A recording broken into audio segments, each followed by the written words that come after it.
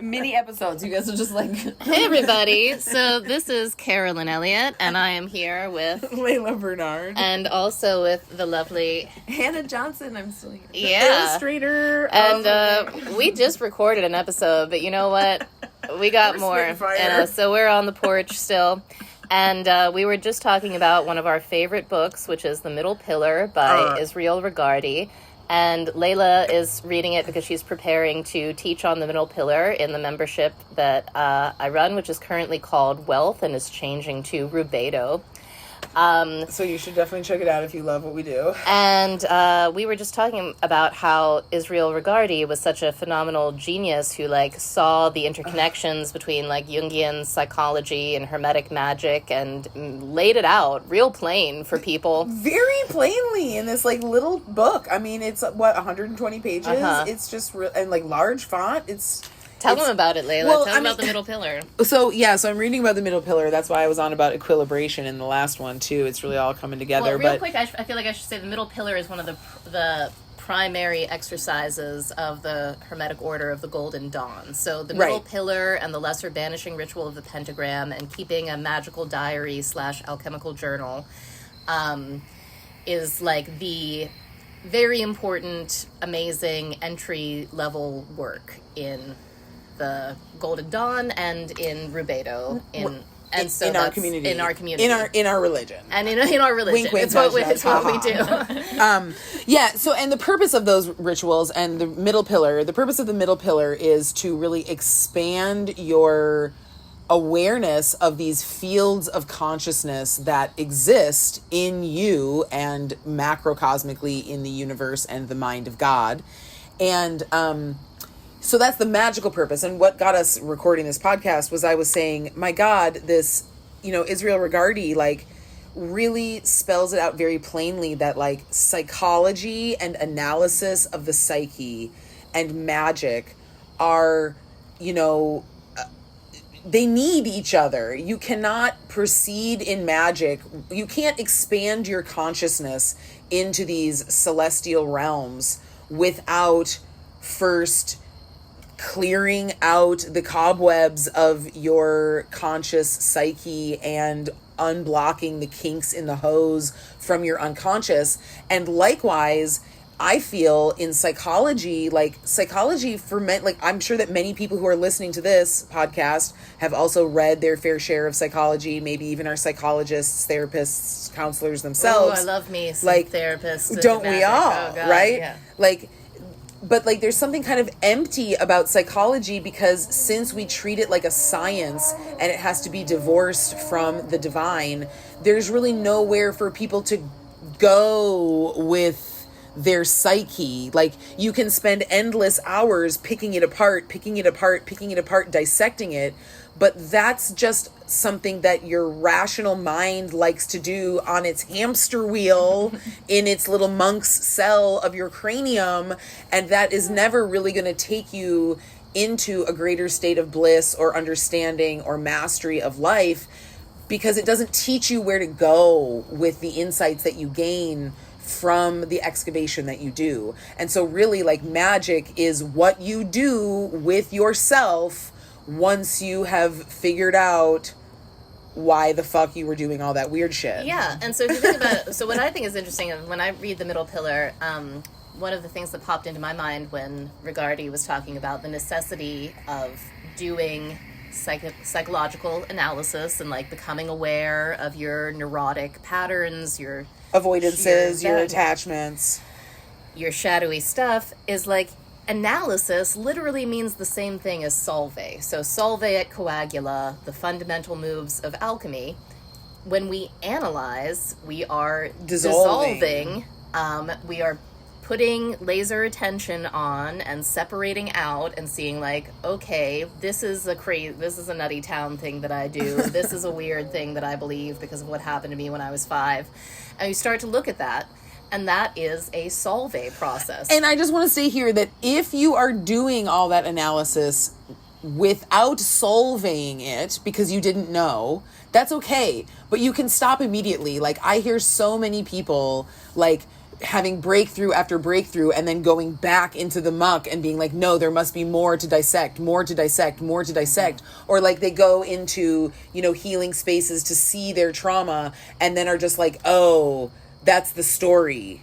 Oh, the purpose of seeing those stories is to allow them to be and to recognize their ultimate falseness and to solve them. Yeah. Like, I think sometimes we get lost in just discovering them without, because we don't have the magical context, without remembering that to analyze is to dissolve. Yeah. So when I read The Middle Pillar for the first time, it was really interesting experience for me because I had already read a ton of Jung, who Regardie is also in dialogue with, and I had already written about existential kink, which is very inspired by Jung's famous statement, until you make the unconscious conscious, it will rule your life and you will call it fate.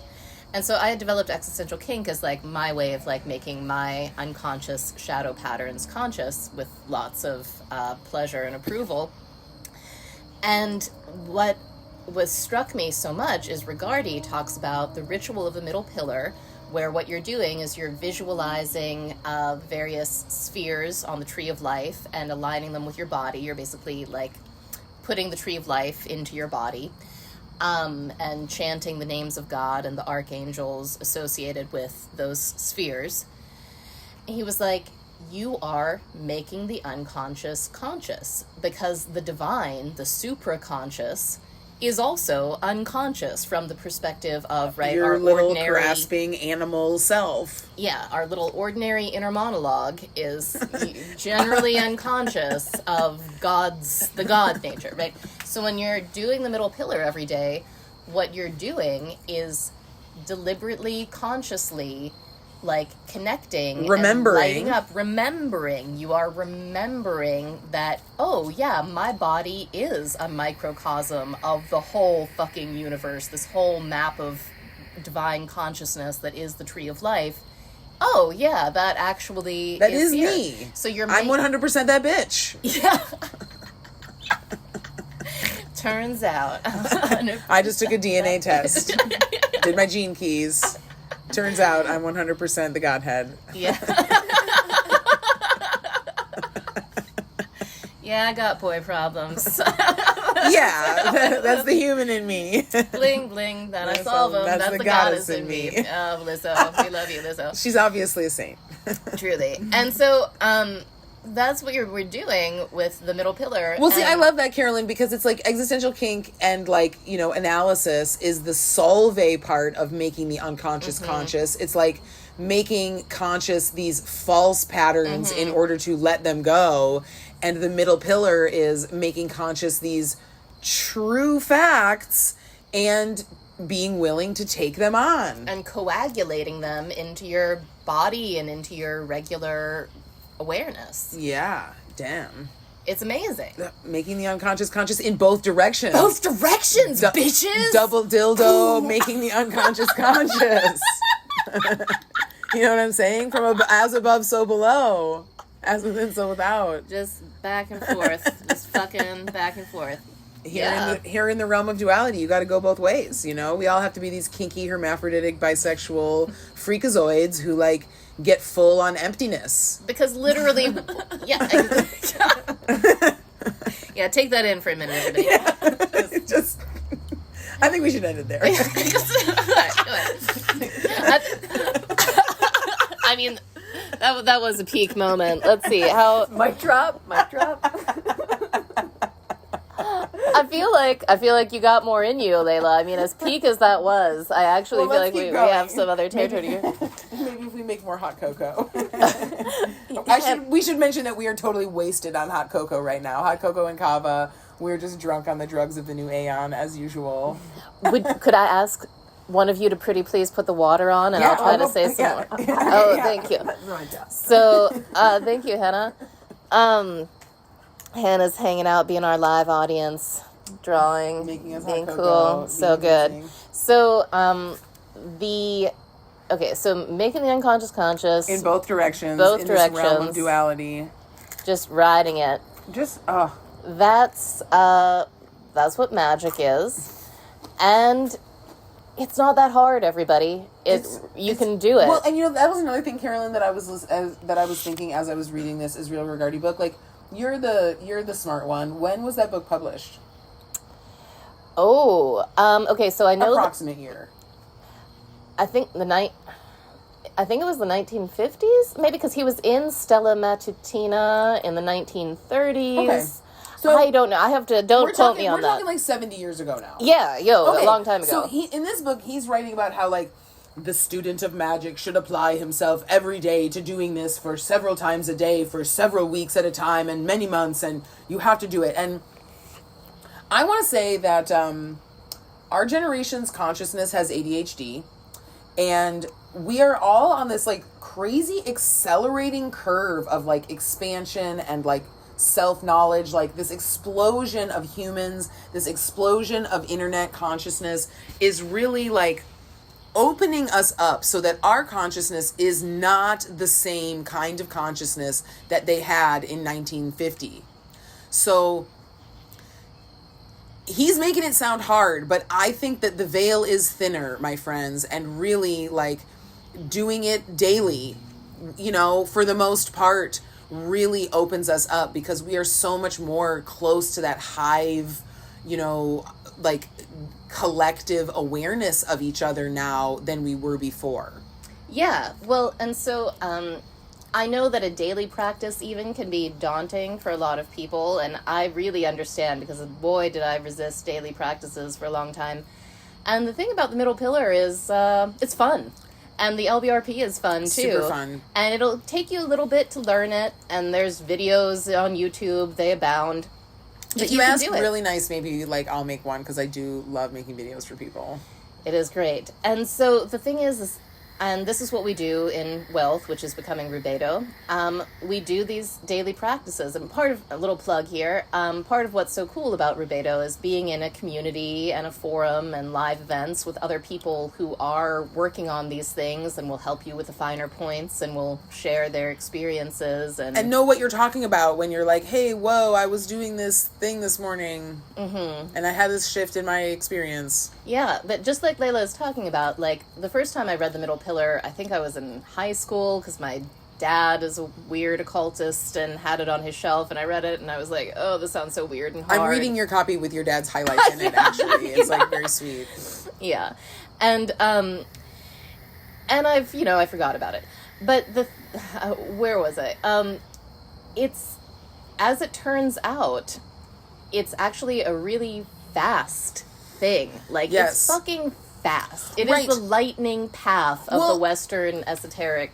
Truly, I mean, even if Israel Regardie is not being a, like, stodgy old guy speaking to us from 70 years ago, from before the, like, acceleration of the curve of insane explosion in the world, even if he's right and you have to do it, every day for 3 months, that is still fast. That's very fast, everybody, in terms of waking yourself up spiritually, coming online into lucidity. That's fucking fast. Also, by the way, from my own experience, you can totally skip some days.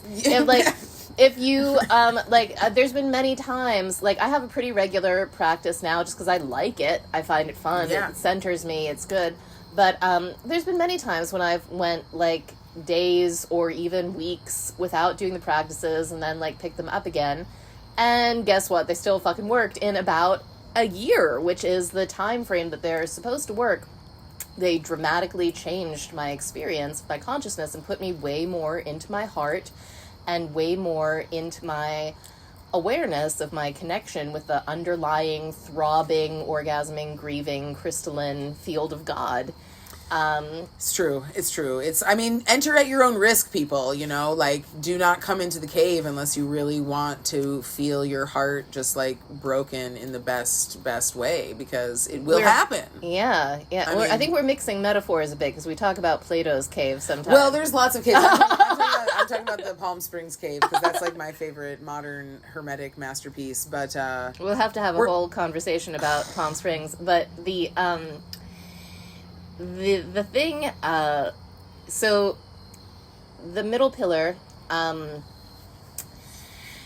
gives us access that we may not have previously had. And And it does the thing that psychology would like to do, which is give wholesome, like wholesome, make whole the psyche, and really, like, psychology in its scientificness and, like, sort of clinical atheism lacks the guiding star of what the middle pillar is not, I don't want to say teaching, is like making conscious, is making aware, is making manifest. And those two things together are like, whoa, we are living in an unprecedented time. Like, I'm also thinking, like, as I'm reading that book and thinking about Israel Regardie, like, in the 1950s, like, most people had not psychoanalyzed themselves. But, like, what person listening to this podcast is not aware at least a little bit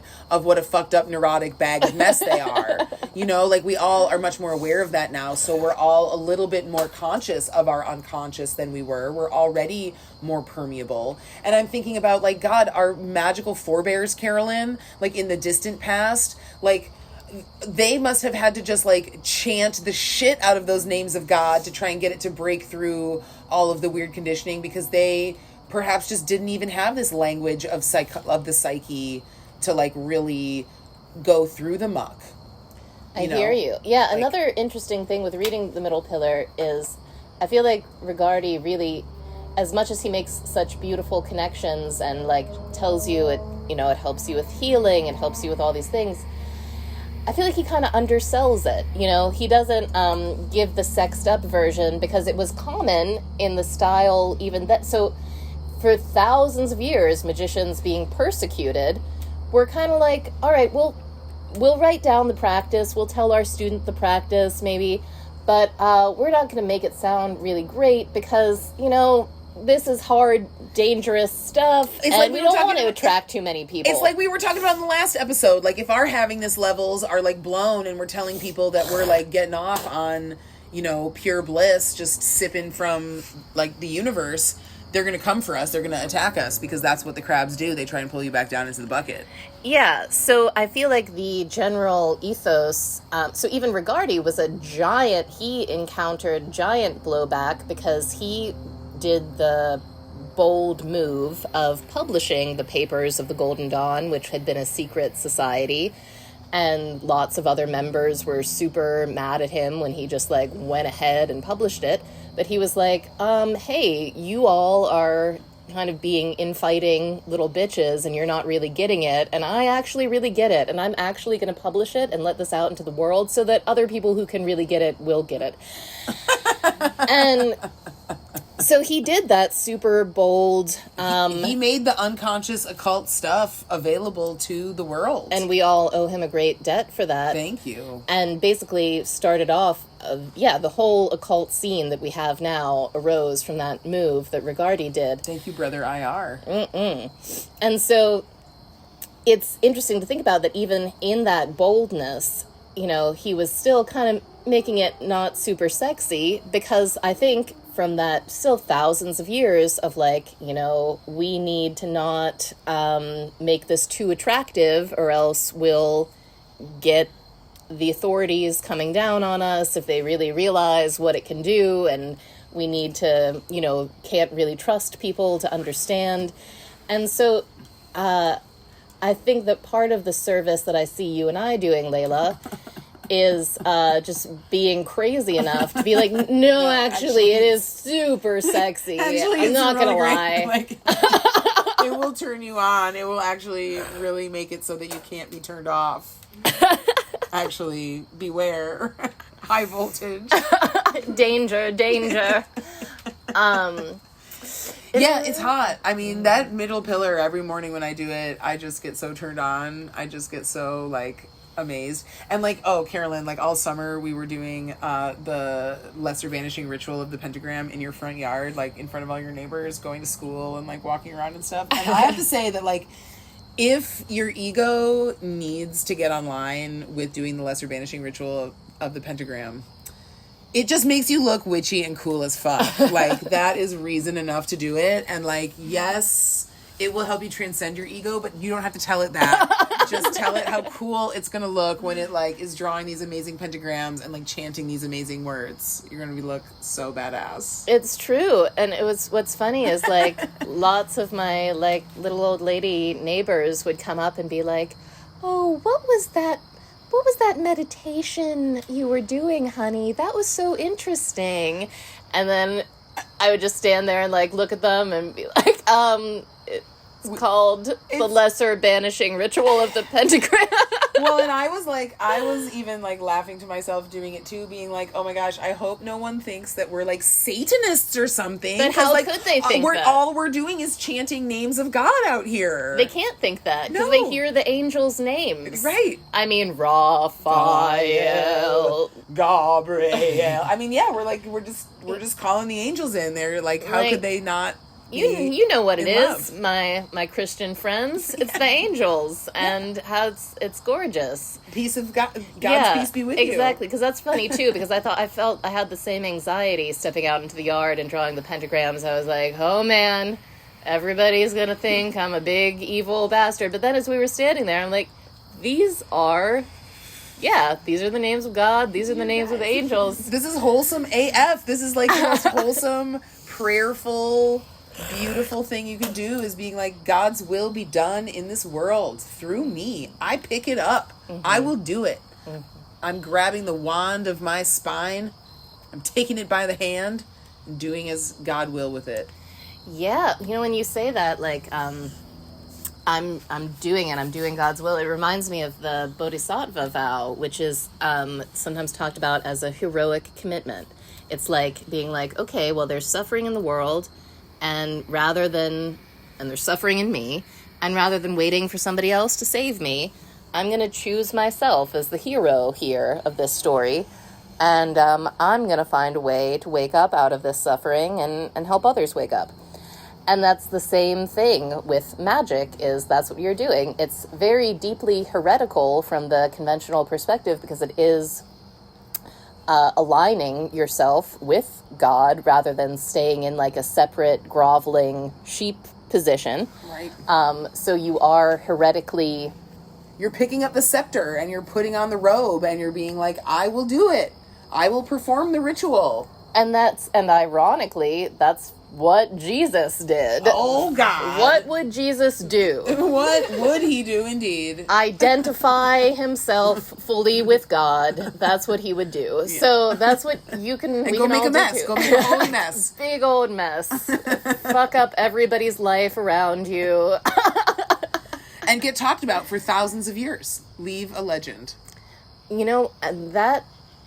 Yeah, I feel like that's a whole other episode. That's a whole other thing. All right, I think we got to our classical 20-minute mark, 23 minutes even. I think we have so much to share with you all. We love you so much. Thanks for listening, everybody. This has been the Sleepover podcast, and you're awesome. Please leave a review, subscribe, tell your friends. Share your favorite episode with your friends. It'll make their day. They're all good. Yeah. Bye-bye.